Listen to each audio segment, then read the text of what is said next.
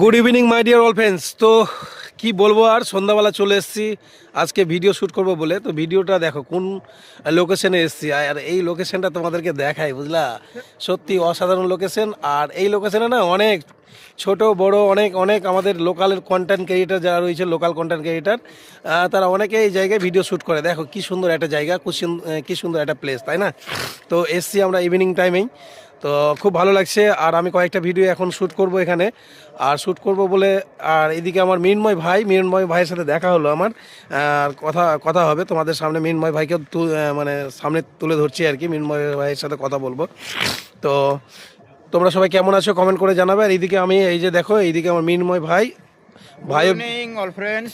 তো ভাই ভিডিও করতে এসছে এখানে, তো যার জন্য একটু ভাইয়ের সাথে দেখা করলাম। আর এইদিকে আমার এই ছোট্ট ভাই রয়েছে, ক্যামেরাম্যান। ভাই একটু মুখটা তুলো, দেখিয়ে দাও।